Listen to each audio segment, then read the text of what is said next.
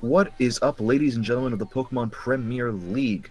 I am your host for this season's weekly recap, the Juancito Marbell, and today for this season, I will be joined by the current a current member of the GBA, a former member of the PPL, and just all around a great guy, Old Man Tup.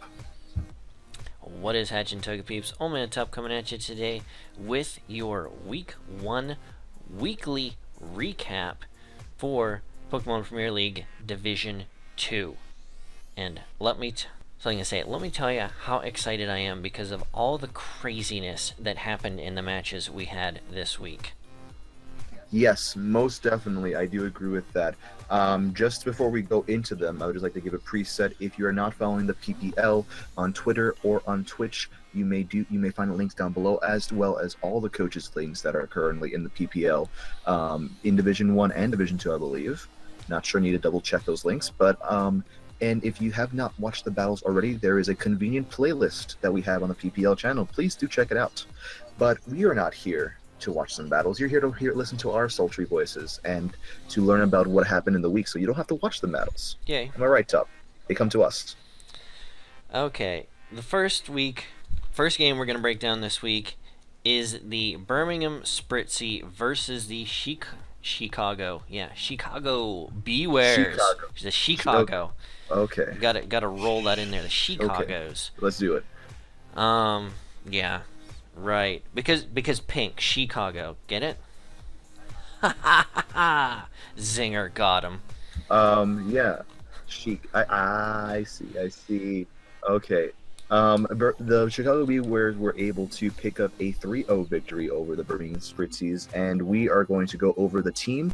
We are going to go over what happened, and just before we go into it, thank you very much, Reichman, for doing all the hard work that you've done. Everything that you've seen in graphics, the thumbnail, the league recap, the league table, the weekly recap, the GPA, everything was done by that man himself. So give him a special look out because he has worked so hard at putting this season together for us and for your enjoyment. So yeah, talking about teams. The Birmingham Spritzies brought Tapu Koko, Mega Scizor, Gigalith, Silvally, Hariyama, and Garchomp, while the Chicago Bewares brought the Scizor, Mega Charizard X, Torterra, Milotic, Decidueye, and Jolteon. Yeah. So let's dive into the first couple turns of this match. This was not a really solid start for the Chicago Bewares. Within, I think, 4 turns, they lost 2 Mons. Yes, I do believe so as well. But, I mean, right off the gate, Spritzy's coach, Onesie Bayonet Alex, predicted the lead perfectly. He was expecting Torterra to come out. He led appropriately. Fired off an Ice Beam right out of the gate. Torterra stayed in, had a Yachi Berry, which was the only reason it allowed it to survive. Which, to let you know, that was a last-minute change by the Bewares. Yeah. So that was, like you said, like we said before, the only reason that it lived. Yes. Because of that Yachi.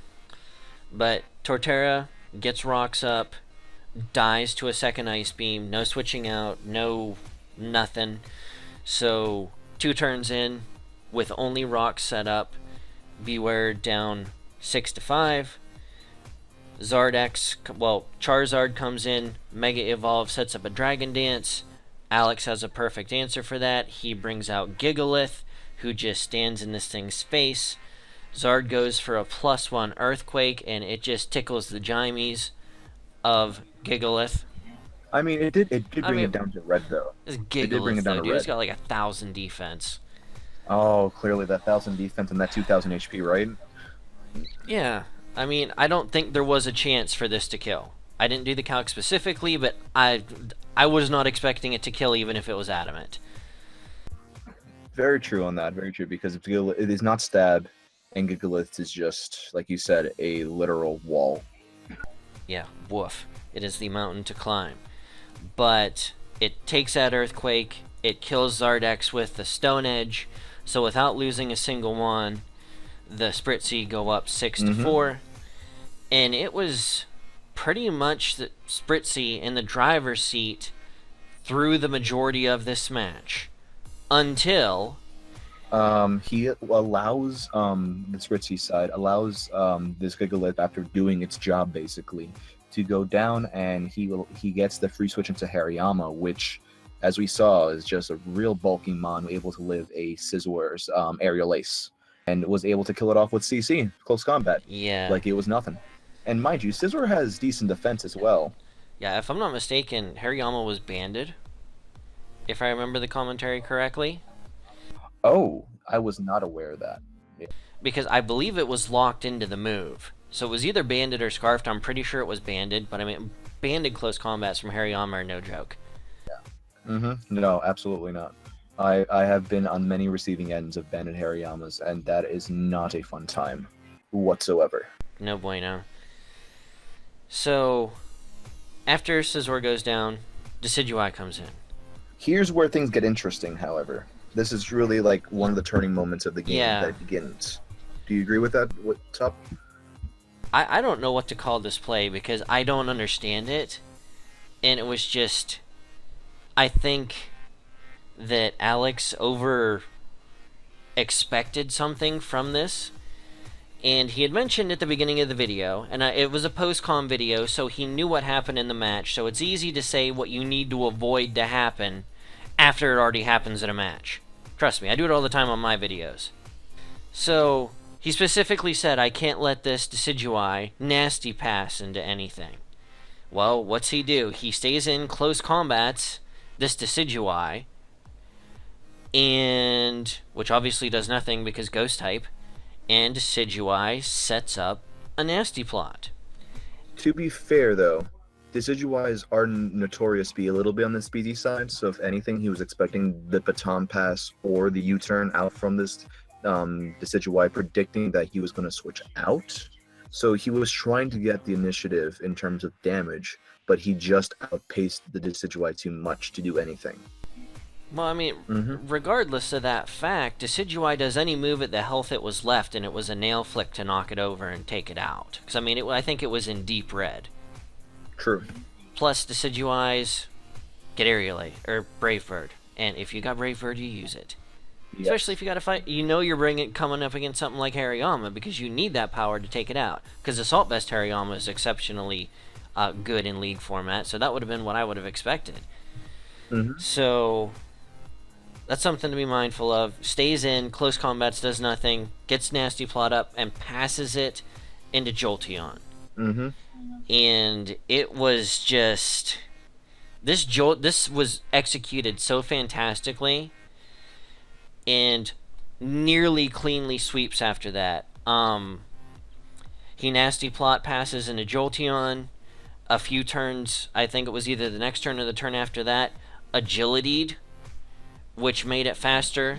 You know, it was literally the next turn after that, because he switched in. I believe either Hariyama switched out into the Silvally, and that's when he set up the agility parting shot to be able to outpace his scarfed Silvally. That's right. And nothing outsped No. at that point. Yeah, not at all. And this Jolteon set was just fantastic. I mean, it had everything it needed to clean up, and I mean, it went from a 5. It went from a 5-4 to a 4-2. Got 5 kills. That's how quick things turn around. Yeah. Now, this wasn't what I'm going to call a clean sweep, because it probably wouldn't have happened without the help of a crit. Mega Scizor was in. It had already taken hits to be able to fully well gauge how much damage it was doing, and without the crit that it had, it definitely would have survived, either been able to roost up or bullet punch. I don't remember exactly what the play was at that point. But the play was that since Onesie Bayonet saw that that Jolteon was Life Orb, he was roosting to the point where the Life Orb damage went so low, he was able to Swords Dance to be able to OHKO him within range for one. Right. I think it was a roost turn that the crit ended up coming through on, and it just took out Scizor. Yeah. Tapu Koko come in, fully would have probably survived a +1 Thunderbolt, but the Synchronoise tech was just beautiful, and it paid in spades, and that tech, I mean, cleaned up the sweep after the crit. And, I mean, that was pretty much game at that point. Yeah, very much so game, because of the fact that you cut off for me a second, but I'm pretty sure you definitely didn't mention the secret noise and also the hidden power ice that he was packing as well. Correct? Yeah, I missed the hidden power ice, but you nailed it. Yeah, because of there was the last mon that that Monty Bayonet had was the Garchomp, and yeah.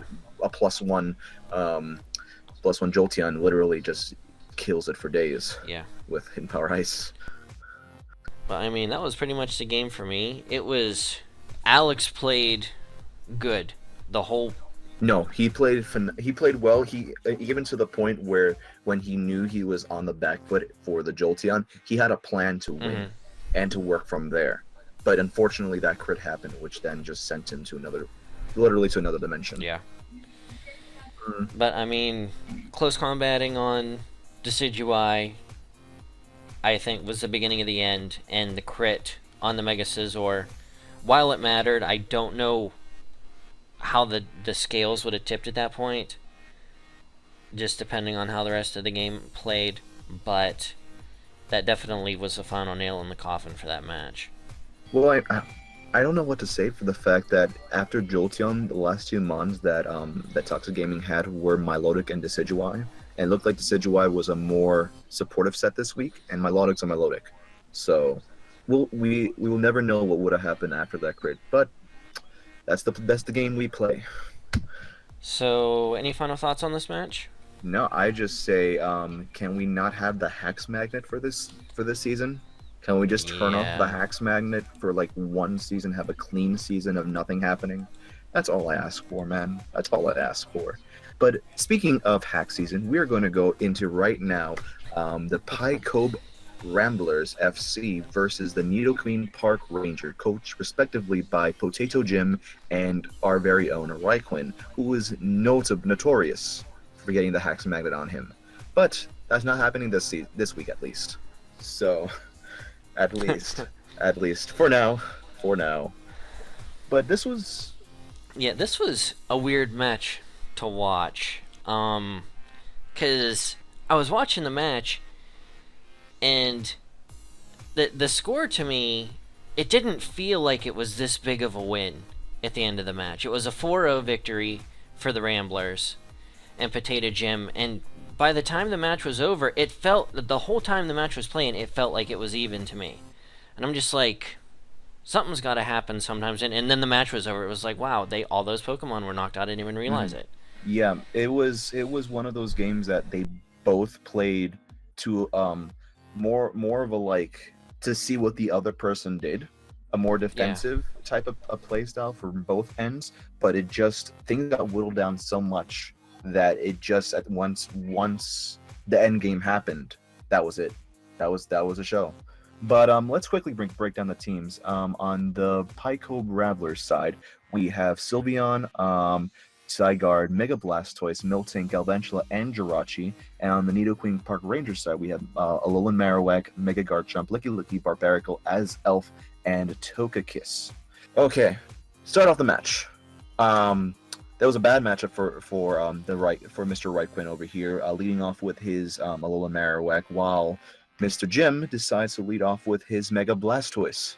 That basically entailed a free Mega for Jim, and allowed to do a significant damage against the thing that wanted to switch in, which was the Licky. Even though Licky took the skull well, he did not take the Mega Launcher boosted Aura Sphere after that. It was able to live, but just barely. Yeah, it was definitely an unfavorable lead matchup.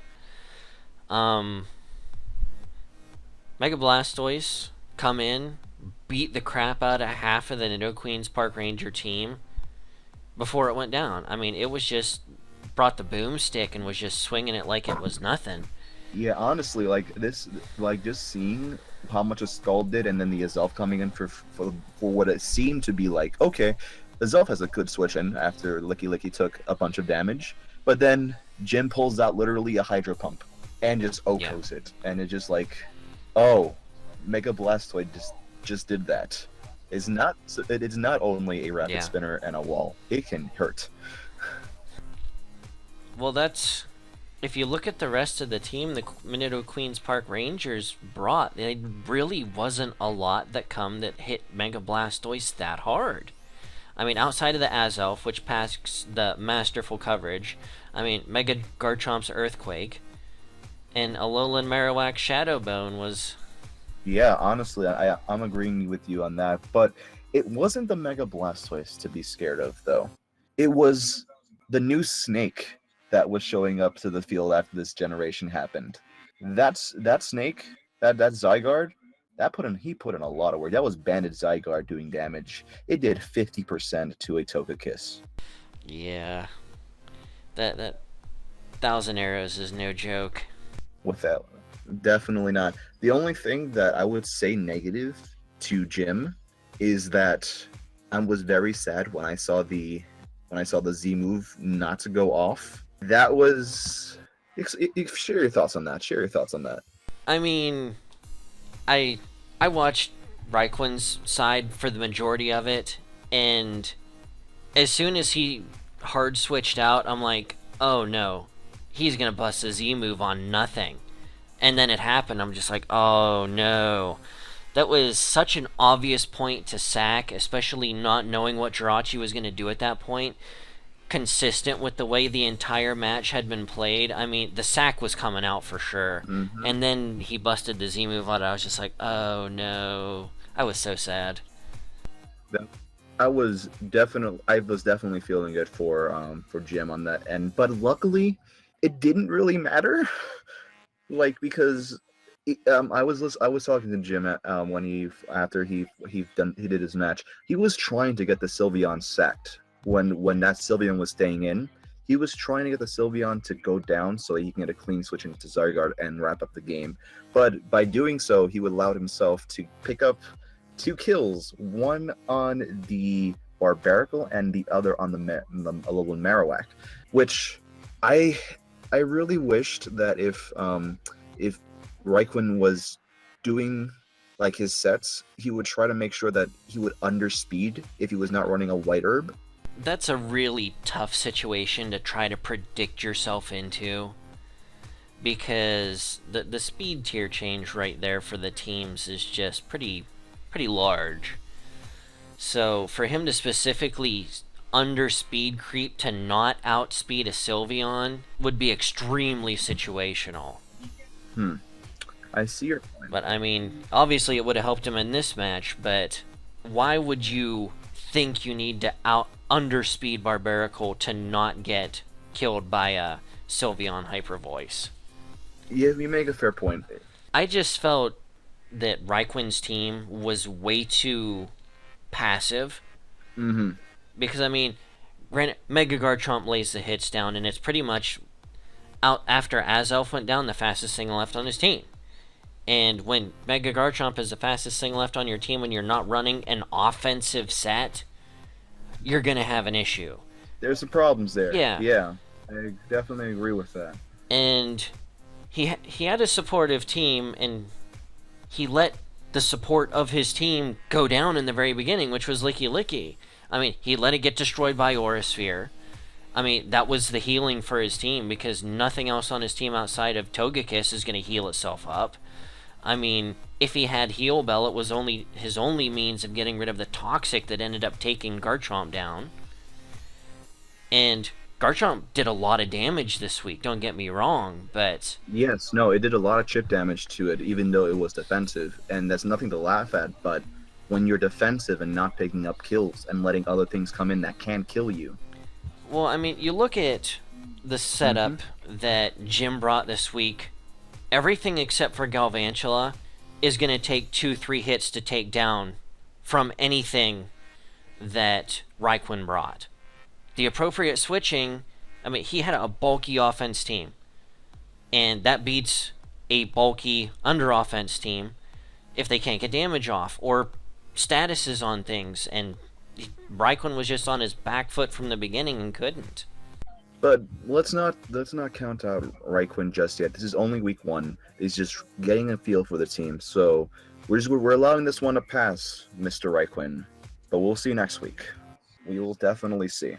Do you have any more comments to say about this still before we go into the next match? So And that was I good for do me. That agree. was The pretty only much all thing I had I for would that wish match. to say is, can we see Zygarde do the work again all the time, Jim? That's now a big reputation you have on you, and I really like to see Zygarde do things because it was such an underrated mon last generation, and now it is such Yes. a great mon. Okay. Enough nerding out. We are going to go into the Harlem Gloomtrotters, coached by K to the 2, versus the Newcastle United, coached by Amazing Chi. This was indeed a match, I would say. This is a good match to watch if you have not watched it already. It was a 2-0 win to the Newcastle United, and there was just a lot of well plays from both ends.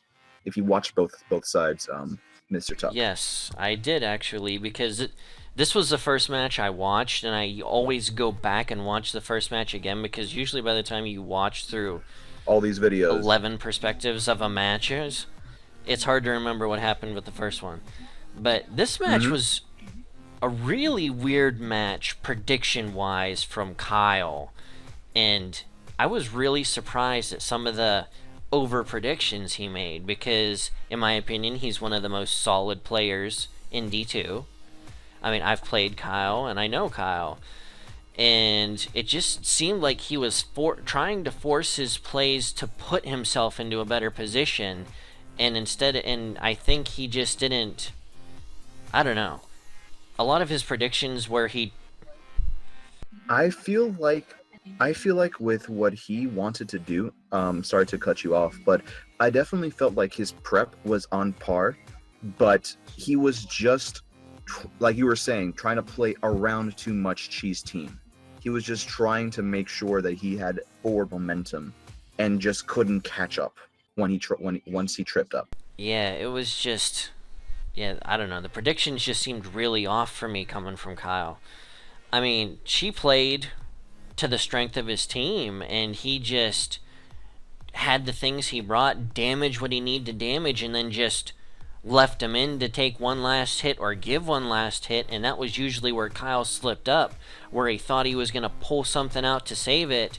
He would stay in and just hit something else that come in really hard. Yeah, an example of this was around the Electros in the beginning of the game. Yes. First and foremost, Chi, if you didn't hear on Chi's side, he was running Waterium Z, Waterium Z Aquatail. Holy hell! Imagine if he would have pulled it out on turn 2. That would have taken out Nido King, forgive me, a lot sooner out of play. Because if a normal water Aquatail did, how much did it? Like 75%? It did quite a bit. That is good prep on Chi's part, I feel. And then on the following turn, knowing how well Kyle plays, because Chi and Kyle, they understand how each other plays. So Chi knows that Kyle's gonna switch out, but he's aware that he can't just Aquatail again. He's gonna go U-turn, and U-turn did 75% to a Hydreigon. Just a lot of early game damage that caused the snowball effect to happen, I feel. Yeah, I think, like you said, the early good plays by Chi and misplays by Kyle, I think put him on tilt a little bit, and I think that changed his thinking moving forward through the match, and just, like you said, he couldn't get off his back foot. Every time he tried to take a step forward, Chi's team just didn't move and just kept putting him back. Yeah. Let me see. I would say that hearing Chi's commentary that he's just stayed in with, I believe, which had a Thunder Punch on it. Electros having the Thunder Punch and critting the Victini. By the way, he did say that he remembered, like he did last season, and held his ground and tried and just did what he had to do. Screw you, Chi, for reminding me about Trevenant. Even though you don't remind me about Trevenant, but you always will remind me about Trevenant. Screw you. However, like season 3 and season 2, I believe, of D2, You haven't watched that. I've been out for a season, I think.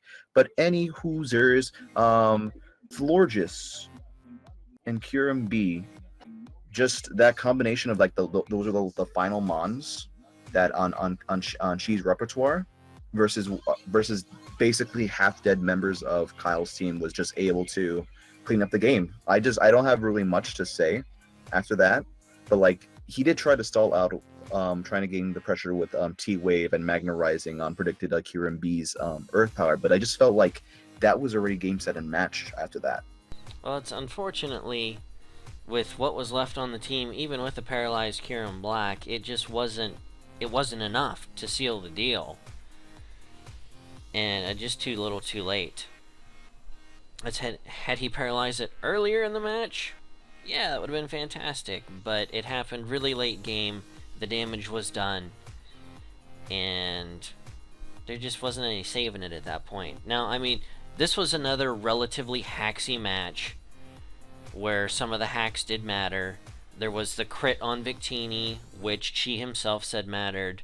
There was, which may have not mattered as much, but a paralysis, 2 turns in a row where Chi was trying to spin away rocks on Tentacruel. There were crit U-turns, and it was a really dicey hacks-wise match. And it was a weird match to watch. So I suggest you watch it because weirdness was fantastic. Weirdness is indeed fantastic, and I think we're about weirded out of this match as well. Yeah, I think. but I fully expect Kyle to bounce back from this. I know Kyle isn't going to get himself down. He's going to take it on the chin like the good boy that he is, and he's going to come back and probably destroy whoever he has next week. Yeah, very much so, and I have complete faith in Kyle's performance because he's an amazing player. It's just that he gets really unlucky at times, especially what happened to him last season. But anyway, we're going to go right now into the Live Wormpull FC versus the AS Rowlet, all the initials in this match. Coached respectively by Richie 10,000 and Ashnakai. Isn't it Richie 15,000? Is it 10,000 or 1,000? I don't know, but it's more than 9,000. I'm sorry, you've been cutting out for me since I'm trying to get the joke, but I can't quite get the joke. I said I don't know, but I'm sure it's over 9,000. Oh my lord! I think on your end you probably said it 3 times, and now I'm just hearing it. I am so sorry, PPL watchers. But anyway, we're gonna go down to the team matchup. It was a 3-0 win for the Wormpulls, and Richie decided to bring Tapu Bulu, Gudra, Manaphy, Donphan, Rotom, Heat, and Tornadus Therian. And Eric on his side, he decided to bring Infernape, Megapedril, Mew, Zygarde 10%, Komala, and Vullaby. Love to see a Vullaby week 1, don't you? Yeah, I seriously had to look at the screen twice to make sure I wasn't hallucinating. I'm like, did somebody really draft Vullaby? And sure enough, there it was. Wait, Tup, weren't you in the D2 stream? Weren't you commentating over that? No. Or was it for D1 or D2? I was on the D1 stream. Okay. That's right. It was D1. They didn't let me come back for D2. Raikkonen told me only he was allowed to be in both of them. Prick. But anyways, this was another weird match. I need you to talk to me through about this because the fact that I had to move a couch today. I had to move a couch and bring a new couch up, so I wasn't able to catch this last battle. But what exactly? I know in the beginning there was just a lot of pivoting, just a bunch of pivoting from both sides.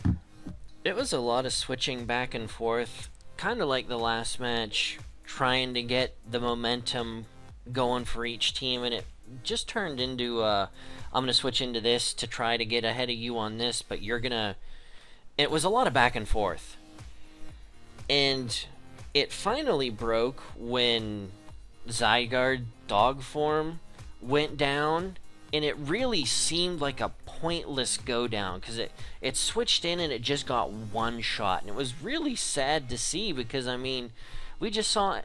Zygarde 10% is one of the biggest threats currently in the format outside of the Ultra Beasts and and Tapu's. It's one of like the prominent threats at base 115 speed, 95 attack, and 1,000 arrows. So you saying that actually breaks my heart a little bit. Yeah, and I mean, with the team matchups, it did. I mean, it hit everything that isn't named Tapu Bulu really hard with 1,000 arrows. And seeing it go down and just get taken out, it was worse than Old Yeller getting taken out to the shed. But I wish I understood that reference, but we're not going to talk about that at the moment for my uncultured person. But I do see that Infernape did get 2 kills. yeah, Infernape got some kills late game. They were just desperate. I'm sad to say it, but they were just desperation kills, where Richie had more than enough freedom left at the end of the match because he got ahead early when the break happened after all the pivoting. He got ahead, and it was just downhill from there. And it was just Infernape got switched in as things were dying and was able to revenge. But Richie had enough to keep sacking things off to pivot around it, and it was just tit for tat at the very end of the match. And oh boy, that is a real shame. yeah, I mean, there was a Calm Mind Manaphy, which was pretty nice. We got to see 3 for 3 Scald Burns. Oh dear God. Which was extremely unfortunate because who got burnt? I think Vullaby got burnt, and I think Beedrill got burnt. I don't remember the third one. Who was the third one? I have 3 for 3 written down. Maybe Zydog or Mew. But I mean, it was heartbreaking. But I mean, every single one. I can only imagine for the fact that if you're saying Mega Beedrill got killed, that is like taking a tank and just cutting off its muzzle. Yeah. Literally, because the Mega Beedrill's damage in any portion of the game is just ow. And the fact that he lost that power with a Scald Burn, just that hurts a lot for a team. I mean, ultimately what come down to in this match, Ashton Akai made a lot of extremely obvious plays, and Richie was able to capitalize on it. And I mean, even in Ashton's commentary, he was like, I don't know why I did this. This isn't what I should have done. It was an obvious play, and I should have done this play because it was more safe. One that I can remember was a poison jab from Beedrill. When the clear play was for Richie to switch in Dawn Fan, he was like, you should have U-turned and gave yourself some momentum. It would have gotten you back in the match, would have given you a little bit of speed and let you switch in what you want. But that didn't happen, and instead of U-turning out, you have Beedrill sitting in front of Dawn Fan that can do nothing to it. So, I mean, every time there was an opportunity for Ashton to grab this match, it just seemed like it slipped through his fingers, and it was really, really unfortunate. It sounds like it too, and I'm just hoping that, because I know Eric is a phenomenal player in the format when he gets down to it. So I'm hoping that next week he doesn't let this week take it to heart and just focuses on the next coming weeks, because he can do it. This is a good. I'm just seeing what he brought this week. It could have done things if he just allowed it to do it. Definitely. That's what I'm saying. Well, I think he'll bounce back.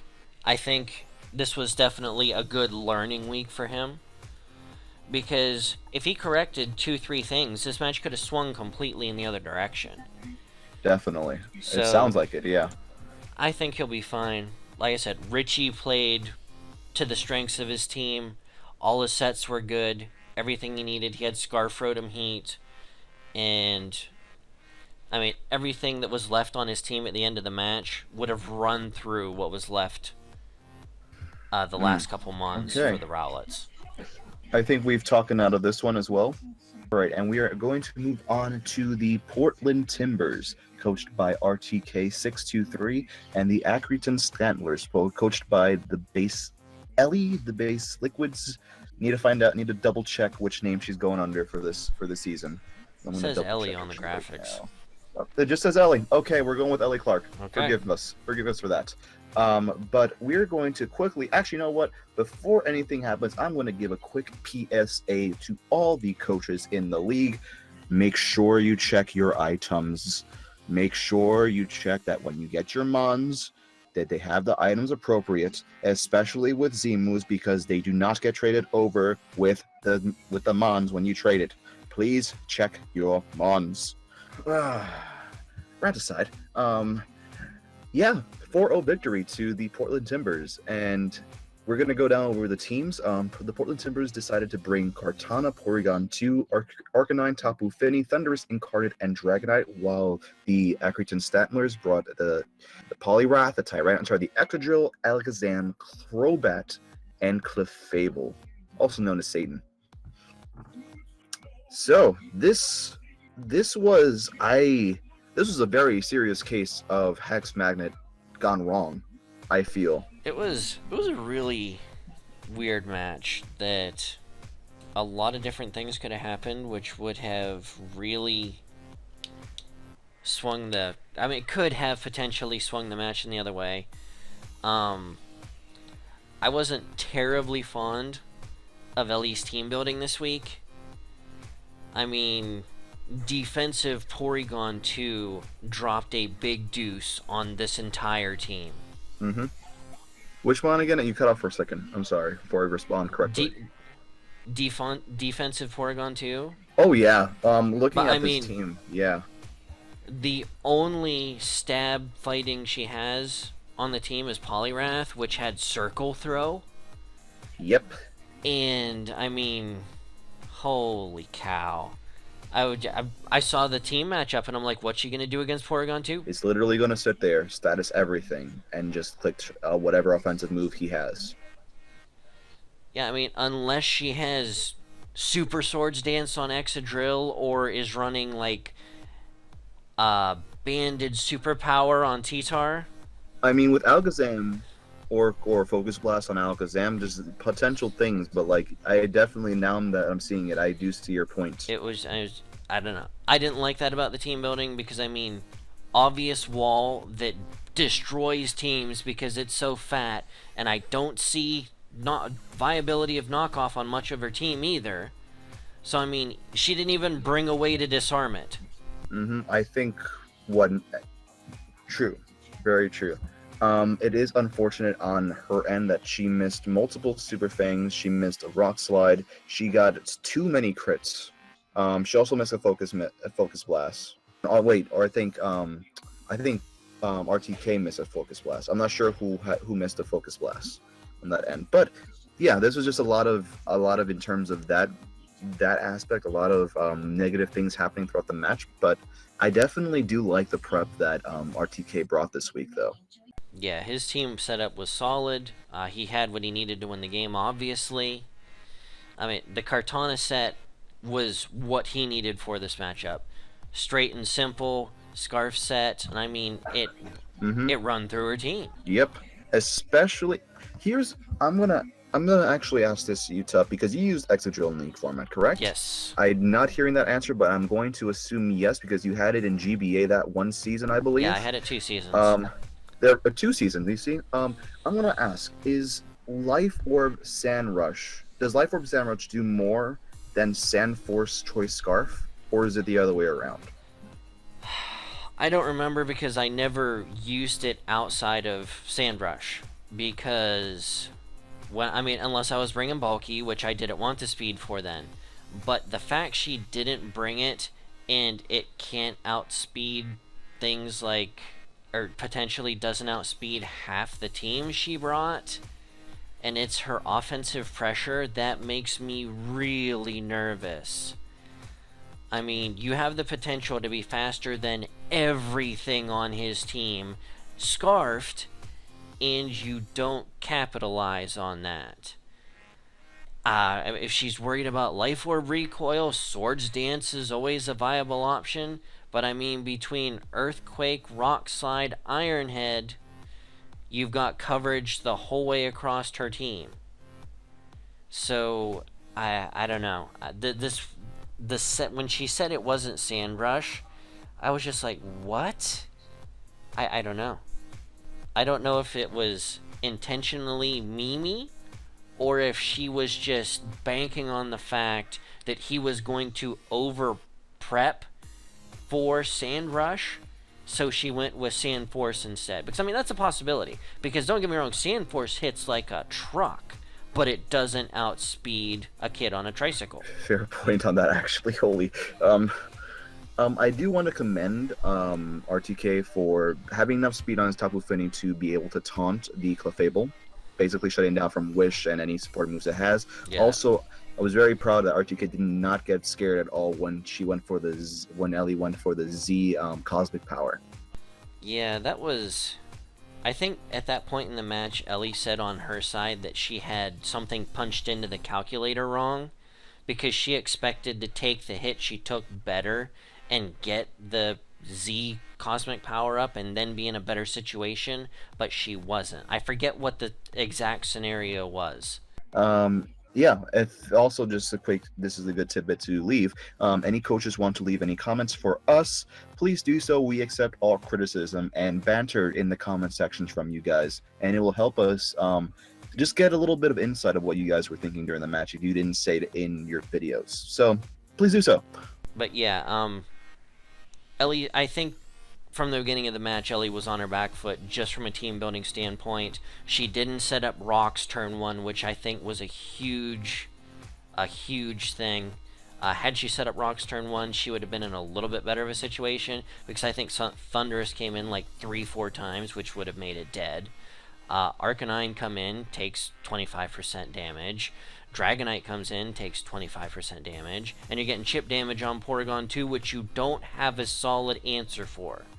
The chip damage that would have come from all the switching that happened in this match would have made Rocks turn 1 more than worth it. Ancient Power on turn 1, I was just like, okay. Wow. But, yeah. Aside from that, Ellie got super unlucky. Like you said, she missed 2 Super Fangs, a Rock Slide. Like you said, the crits were falling like the rain. Her Z move was ultimately wasted. And she didn't have an answer for priority. And ultimately, that's what finished the game. Arcanine, Dragonite both have Extreme Speed, which she didn't have an answer for on her team after Tyranitar went down. Because, I mean, Tyranitar doesn't want to switch into Dragonite or Arcanine anyways. So... You know what's a good switch in on Dragonite though for that is locked into Extreme Speed? Serenas. Serenas are amazing for that. Trust me on that. I'm a doctor. Don't you? If you, I am saying Serena will do things in either league. Serena will be a mon to be reckoned with. But I think that is a good place. Anyway, to wrap up this match, I definitely feel like both teams have a lot of potential to improve. RTK started off strong, but I feel like there's just some things that he could have improved for next week. And Ellie we will definitely see what will happen next week, because she has a good team on her roster and she just needs to do accordingly with it, I feel. Oh, I think they absolutely same. She has a great team. She has Sand offense. I know how good Sand offense is. Just a little more solid team prep, and yeah. All right, and we will actually, this is our final match for this week, week 1. This is it already. We are going to be discussing about probably my game of the week, my man. Parasect Germain, coached by the one and the only Shroom Raver, versus the West Chan United, coached by Unlawful Exile. And this was a robbed, I would say, 1-0 from the West Chan United.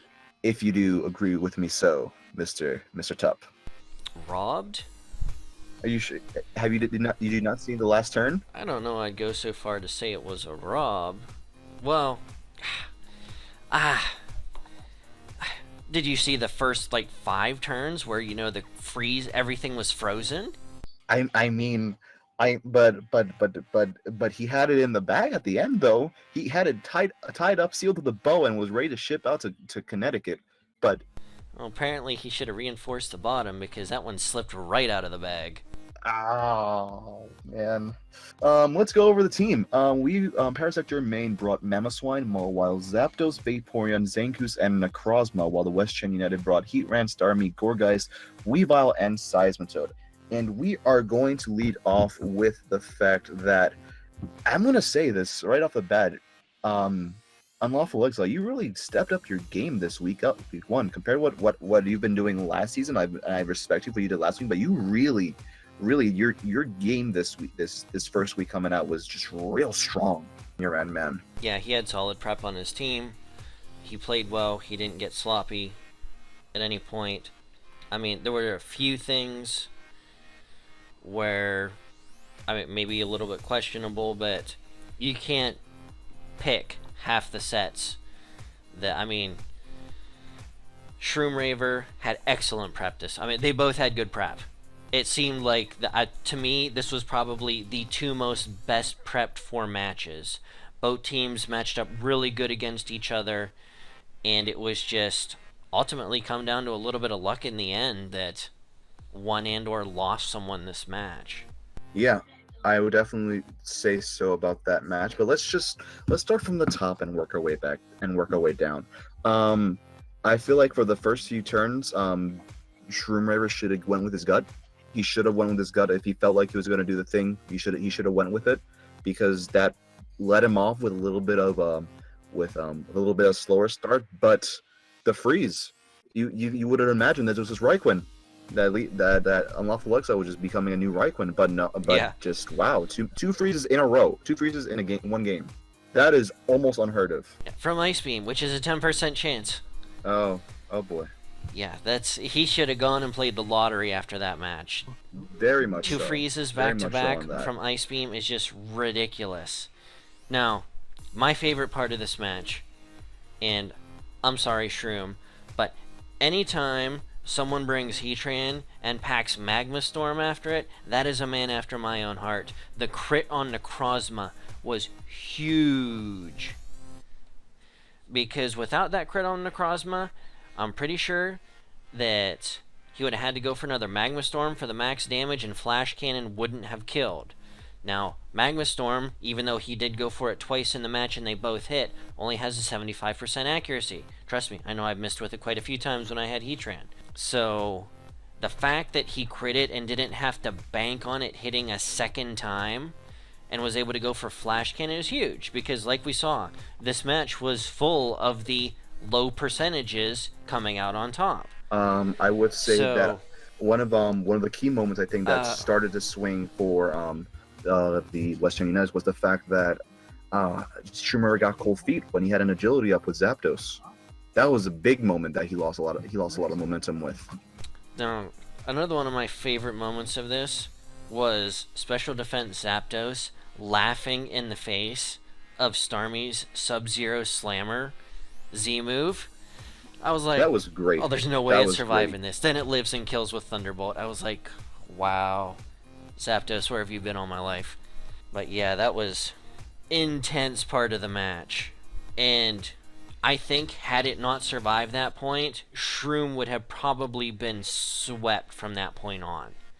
Yeah, so I definitely do think that Shroom should have kept on with his play of going with the agility and passing it into one of his more offensive mons. Possibly, like he said in the beginning, to go into his Necrozma, or just to be supportive with either Mawile in the back or even Zangoose. +2 Zangoose would have been scary in this matchup. But what else happened in this match? It was after that point of the Zapdos play, it was just a simple back and forth hyper offensive game. One thing died, the other thing came in, and then just revenged it afterwards. Up until the last moment, I felt. Yeah, it was pretty much it. It was tit for tat after that, and it just ultimately come down to Hitmonlee versus a Mawile, who you always expect Mawile to win. But unfortunately, Play Rough does not have 100% accuracy and missed, which gave a loss to the Parasector main. Yes, it 100% did. And I really wish it didn't come down to that, because it was a really clean game. Because even Shroom was saying in his post-com afterwards after the match, those freezes on those mons really did not matter for the fact that it allowed Unlawful Exile to get the momentum he needed by sacking those mons off. So it wouldn't be much hacks to say when it came to that aspect because Unlawful Exile played around it well. But I'm again. This is Shroom's first time in D2 after being consecutive in B1, and the reason why he came down was due to a bunch of hacks. And it's just sad that his week 1 playing so well, it came down to hacks.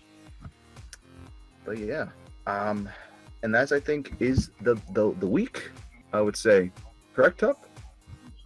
We are going to quickly transition over to the Golden Pokeball award, which is where we list out the top 10 mons for this week on how much their damage input, how many kills they got, what the differentials were. It's only the first week, so you're gonna see a lot of zero deaths, of course, and a lot of big mons being there. But to top it all off, we have Jolteon on the top with 5 kills, 0 death. Of course, a differential of +5 since it's week 1 for the Chicago Bewares. Second is Hitmonlee with 3 kills, 0 deaths at a +3 differential. We have next, coached by West China United. Next, we have Kartana with also 3 kills, 0 deaths, +3 by the Portland Timbers, following by Tapu Bulu with the same score of +3, 0, +3, coached by the Live Wormhole FC. Following that, we have Keatran with at a 3-1 with a +2, coached by West China United. And Ferne following that with 2-1 differential with a +2, coached by AS Rowlett. Zygarde 50% with 2-0 with a +2 differential, coached by Pycombe Ramblers FC. And back-to-back rankings for New Crustle United, holding 8th and 9th place with Electros and Kiram, respectively 2-1 with a +1 differential. And rounding out the top 10, we have Mawile at 2-1 with +1, coached by Parasect Germain. Yeah, it's nice to see a variety of coaches be on this list, especially after the first week. That just lets you just shows that everyone had a Pokemon that shined this week, even if it was just a little bit. Yeah, and honestly, not all these mons are like the biggest hard hitters in the game. Like we're seeing at 8th and 10th place Electros and Mawile, which we probably rarely would see on a top 10 list. Really nice to see. And even so, Jolteon being at the top with 5 kills, that is something, to be honest. Jolteon being on the top is very nice. I mean, it's definitely a solid mon in league format, but not something you see at the tippy top of the pyramid all the time. Yep, definitely so. And I think we're right now going to round it out with the display of the league table. This is where we show what the placing the coaches are at the moment, and what their differentials are, and we'll see who they're going to be battling next week. So, Tup, you can take that away if you want to. We'll start from the bottom and work our way up. Number 12, we have the Nidos Queen Park Rangers with a -4 differential. The Accrington Stantlers with also a -4 differential. The Birmingham Spritzee with a -3 differential. AS Rowlett with a -3 differential. The Harlem Gloomtrotters coming in number 8 with a -2 differential. Number 7, the Parasect Germain with a -1 differential. All those teams are 0-1, it being the first week of the season. At number 6, we have the West Chan United coming in at a +1 differential. At 5th, we have the New Crystal United, +2. Number 4, the Live Wormhole FC at a +3. At 3rd, the Chicago Beware, also at +3. Second place, the Portland Timbers at a +4 differential. And first place goes to the Pine Cove Ramblers FC with a +4 differential. And we're seeing that their next week matchups, it's still anyone's game at this point, because a lot of teams that did well this week are faced off with a lot of teams that also did well this week. I'm seeing off the bat, Parasect Germain versus Portland Timbers, West Chan United versus the Live Wormholes.